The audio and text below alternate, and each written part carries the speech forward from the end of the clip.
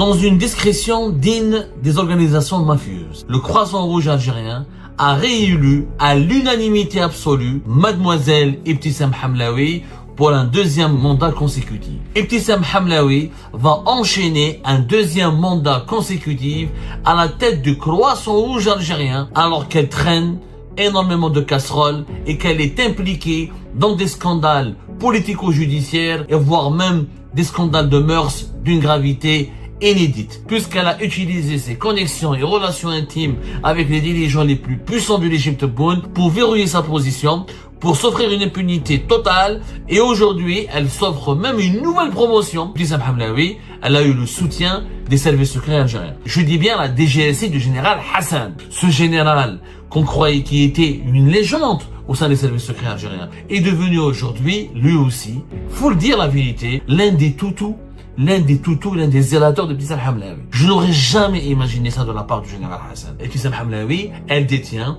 tous les secrets de l'intimité des dirigeants algériens. Elle louait une villa d'El Ibrahim. Elle avait une villa qu'elle louait à Del Ibrahim. Dans cette villa d'El Ibrahim, elle organisait des soirées libertines. Clairement, comme Jeffrey Epstein, elle fournissait des filles aux dirigeants algériens qui venaient. Il y avait aussi un spa, un salon de massage, à Bab Hassan. Dans une discrétion digne des organisations mafieuses et loin de toutes les caméras, loin de tous les regards des journalistes algériens et en l'absence de tous les médias algériens. Hier, le 9 mai 2026, lors d'un congrès organisé encore une fois dans la plus grande discrétion, voire même dans le secret le mieux préservé, le Croissant Rouge algérien a réélu à l'unanimité absolue Mademoiselle Ibtissam Hamlaoui pour un deuxième mandat consécutif. Ibtissam Hamlaoui va enchaîner un deuxième mandat consécutif à la tête du Croissant Rouge algérien alors qu'elle traîne énormément de casseroles et qu'elle est impliquée dans des scandales politico-judiciaires et voire même des scandales de mœurs d'une gravité inédite. Bienvenue, Khabti, mesdames et messieurs, dans ce que je vais appeler aujourd'hui l'affaire Epstein. Epstein, dans le monde, on connaît tous l'affaire américaine qui a ébranlé le monde entier et les élites politiques et économiques et les élites financières les plus influentes du monde à travers l'affaire de Jeffrey Epstein, du nom de cet homme d'affaires millionnaire américain qui avait instauré un véritable système de faveurs sexuelles et d'exploitation de filles mineures et des soirées sexy, de soirées libertines et de séjours libertins au profit des dirigeants les plus puissants de la planète. Et ben en Algérie aujourd'hui nous avons l'équivalent, bien sûr avec une onde de choc beaucoup moins importante, avec une gravité beaucoup moins importante que l'affaire de Jeffrey Epstein, mais nous avons en Algérie aussi l'affaire Epstein, en l'occurrence ou du nom de Ibtissam Hamlaoui, Ibtissam Hamlaoui, l'affaire Epstein, puisque je vous le dis et je vous l'assure, nous sommes dans une affaire inédite dans l'histoire de l'Algérie. Nous sommes vraiment face à une ascension d'une femme puissante qui est devenue le symbole d'une ère où les relations personnelles priment sur la compétence. Proche des cercles décisionnels du régime Tebboune, Ibtissam Hamlaoui, elle a provoqué une controverse majeure puisqu'elle a utilisé ses connexions et relations intimes avec les dirigeants les plus puissants du régime Tebboune pour verrouiller sa position, pour s'offrir une impunité totale, et aujourd'hui, elle s'offre même une nouvelle promotion puisqu'elle a été maintenue à la tête du Croissant Rouge algérien. Tout le monde sait quand il vient, en fait, vous demandez, faisons un test, faisons un simple sondage, sortez dans les rues et dites à n'importe quelle Algérienne et n'importe quel Algérien, dites-leur que Ibtissam Hamlaoui a été reconduite pour un deuxième mandat consécutif, et ben tout le monde va se poser la question suivante: comment la présidente du Croissant Rouge algérien a-t-elle réussi l'impossible, à savoir s'imposer comme une figure intouchable du régime actuel, alors que son bilan est au cœur de toutes les polémiques et qu'elle est impliquée jusqu'au cou dans des affaires de torture, excusez du peu, pas uniquement des affaires de corruption ou de trafic d'influence ou d'enrichissement illicite. On parle d'affaires de harcèlement, d'instrumentalisation des appareils sécuritaires et judiciaires et pour torturer, dénuder, emprisonner arbitrairement des simples Algériens et Algériens qui ont eu, dans le seul crime dans le seul crime et dans le seul tort et de s'être opposé aux caprices de Dame Ibtissam Hamlaoui. Tout s'est passé hier à l'hôtel L'Horaci. Nous étions hier le 9 mai 2026. Tous les comités des wilayas du Croissant Rouge algérien ont été conviés à un congrès pour élire ou pour désigner le nouveau président ou la nouvelle présidente du Croissant Rouge algérien.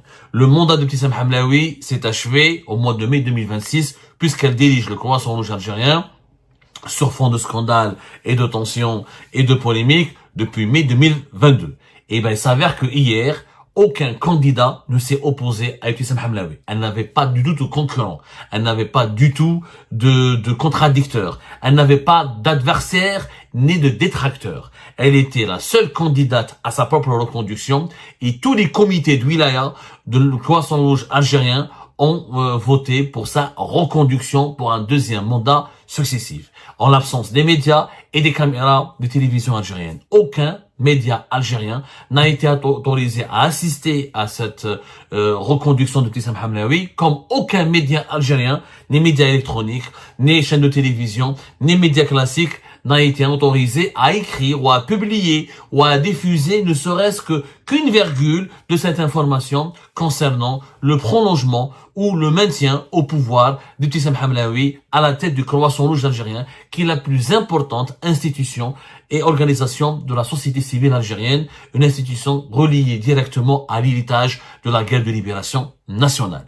Ibtissam Hamlaoui, elle a été désignée avec la complicité et la protection des services de sécurité et des lobbies les plus puissants du palais présidentiel d'Al-Mouradia.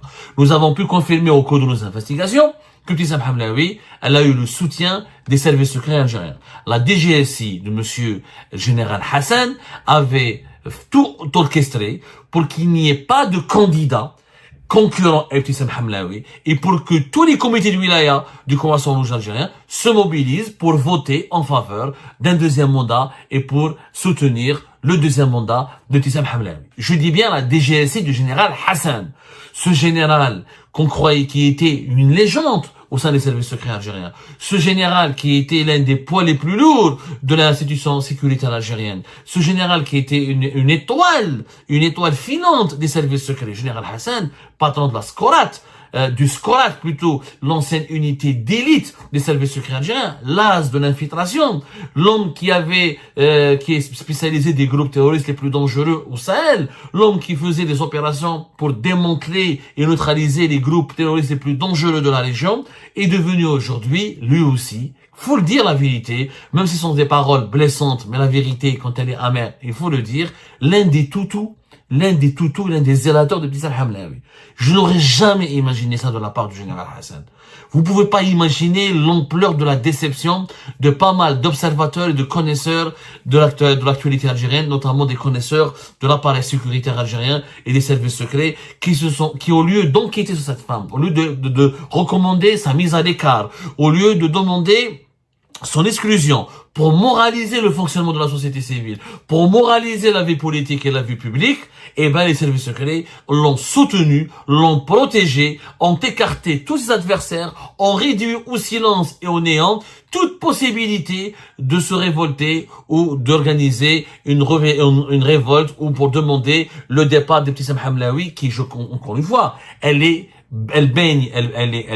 émergée. Elle est plongée, pas impliquée, dans de graves scandales. Rappelons-nous l'histoire de novembre, le scandale de novembre 2025. Madame Ibtissam Hamlaoui, Mademoiselle Ibtissam Hamlaoui a été citée par 2 témoins qui ont été victimes de ces agissements. Ibtissam Hamlaoui, à l'entrée dans les locaux de la brigade de recherche de Mehmoud Raïs pour demander aux gendarmes, pour demander aux colonels et aux officiers responsables de cette brigade de recherche de Mehmoud Raïs de réécrire les PV, de réécrire complètement les PV pour accabler et préparer le terrain à l'emprisonnement arbitraire de ses adversaires. Yassine Ben Chettah, l'ancien président du comité de wilaya de Skikda, ou Hajer Zitouni, l'ex-directrice de la communication du Croissant Rouge algérien, une ancienne journaliste qui ont été les deux individus qui ont été malmenés, et plus que malmenés. On rappelle qu'il y a eu des pratiques de torture. Ibtissam Hamlaoui, dans les locaux de la brigade de recherche de Belmond Raïs, elle a craché sur Yassine Ben Chettah. Et elle lui a promis qu'elle allait lui enlever le pantalon et qu'il ne pourra plus jamais se relever sa tête et qu'il finira 6 jours en prison. Chose faite, puisque les juges du tribunal du judiciaire de Belmond Raïs vont emboîter le pas aux responsables de la brigade de recherche de Belmond Raïs et ils vont rendre un verdict qui a été écrit, pour ne pas dire coécrit et rédigé et élaboré par Ibtissam Hamlaoui.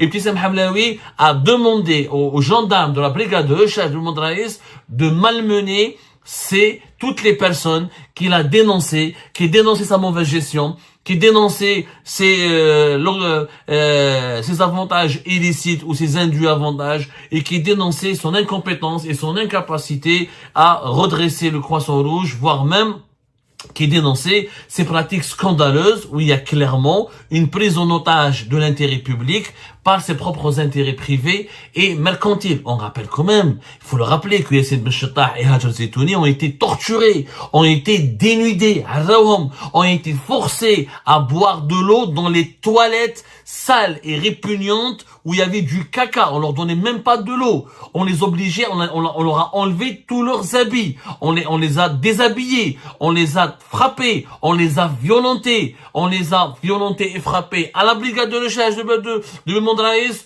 comme au sein des établissements, des prisons, des établissements pénitentiaires où ils ont été emprisonnés et enfermés. Par la suite, ils ont été complètement exclus, brisés. Leur carrière a été brisée. Ils ne pouvaient plus travailler. Ils n'ont jamais été réhabilités. Ibtissam Hamlaoui, on connaît son affaire depuis novembre 2025 à cause, ou j'allais dire même pas grâce, à cause de l'éditrice, la fameuse éditrice qui a été emprisonnée le 1er novembre 2025. L'éditrice Salima Mlezi, qui est l'épouse d'un écrivain et d'un chroniqueur, un ancien fondateur du journal Khabar, qui a été emprisonné rapidement et qui a été malmené, qui a emprunté le même circuit que Yassine Ben Chettah et Hajer Zitouni, à savoir la brigade de recherche de Belmond Raïs, ensuite le tribunal judiciaire de Belmond Raïs, pour un commentaire sur Facebook où elle avait critiqué, où elle avait vilipendé et critiqué Ibtissam Hamlaoui.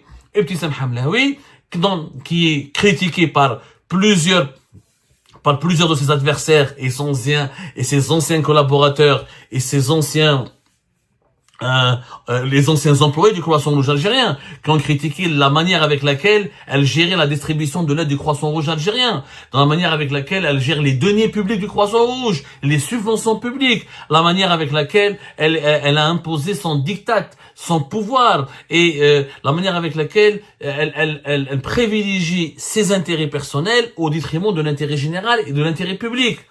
Mais plus grave encore, on sait tous qu'Ibtissam Hamlaoui, elle doit son ascension à ses connexions et relations intimes avec les dirigeants les plus puissants du pays. Et je veux pas là faire franchement verser dans la pornographie ou dans l'érotisme débridé, mais maintenant il faudrait que la vérité soit établie. Les services de sécurité, que ce soit le renseignement intérieur comme le renseignement extérieur. Yassine Ben Chettah, au début du mois de novembre, quand il était en fuite en Tunisie à l'étranger avec Hajer Zitouni, c'est le renseignement intérieur. La DDSE du général Fethi Moussaoui, qui ont tout fait pour le convaincre et pour le manipuler pour qu'il rentre en Algérie. Ils lui ont promis des suites judiciaires à ses révélations s'il confiait tous les dossiers en sa possession au renseignement extérieur, alors que le renseignement extérieur n'avait pas du tout la qualité de police judiciaire. Yassine Ben Chettah s'est entretenu pendant plusieurs dizaines d'heures, pour ne pas dire plusieurs dizaines d'heures, avec des enquêteurs de la DDSE. Il aura tout dit, tout donné, tout expliqué, tout dévoilé, avec des documents, avec des faits, en citant des témoins. Il aura montré par A plus B que cette femme, elle est corrompue, qu'elle est déséquilibrée, et qu'elle fait du chantage, et qu'elle est profondément immorale, et qu'elle est dévergondée. Il aura tout dit, il aura tout expliqué. Et Yassine Ben Chettah avait toutes les preuves. Rien n'a été fait. On l'a maintenu, on l'a bloqué en Algérie pendant plusieurs semaines, on lui a enlevé son passeport, ensuite on l'a menacé, ensuite on l'a terrifié, ensuite on lui a demandé de déposer plainte contre certains opposants basés à l'étranger, ensuite on lui a fait du chantage.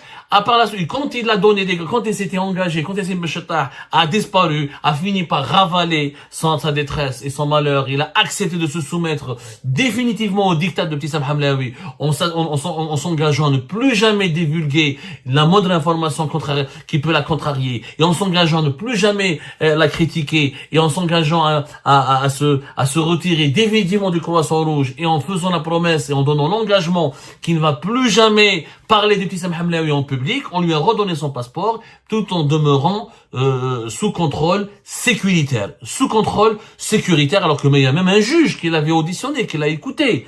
Aucune suite. Aucune suite. Pourquoi? Parce que Ibtissam Hamlaoui, c'est pour ça que je vais parler des systèmes Epstein. Il y a Jeffrey Epstein et nous avons Ibtissam Hamlaoui Epstein. Parce que Ibtissam Hamlaoui, elle détient tous les secrets de l'intimité des dirigeants algériens. C'est la courtisane préférée et la courtisane bien aimée de tous les dirigeants les plus importants du régime Tebboune. Il faut le dire, c'est la vérité. Ni Général Hassan lui embrasse les pieds. Fethi Moussaoui lui embrasse les pieds. Kamel Sidi Saïd lui embrasse les pieds. Directeur général de la cellule de communication de la présidence de la République. Les juges lui embrassent les pieds. Les gendarmes lui embrassent les pieds. Les policiers lui embrassent les pieds. Lui lèchent les pieds. À défaut de pouvoir lécher autre chose, pardonnez-moi le terme, je ne veux pas verser encore une fois, ni dans la pornographie, ni dans l'érotisme, mais la vérité des faits doit être rétablie. Pourquoi Ibtissam Hamlaoui, elle est si puissante? Parce que elle a des relations intimes, personnelles, clairement, elle est copine à pas mal de dirigeants. Cette relation intime a donné lieu à des fréquentations, à des liaisons intimes. En plus, Ibtissam Hamlaoui, elle louait une villa d'El Ibrahim. Elle avait une villa qu'elle louait à d'El Ibrahim entre 2022 pratiquement jusqu'à 2025. Dans cette villa d'El Ibrahim, elle organisait des soirées libertines. Clairement, comme Jeffrey Epstein, Ibtissam Hamlaoui a instauré un système Epstein. Elle fournissait des filles aux dirigeants algériens qui venaient, à des dirigeants, à des colonels. Il y avait Nasser Djen, il y avait Kamel Sidi Saïd, tout le monde l'a fréquenté.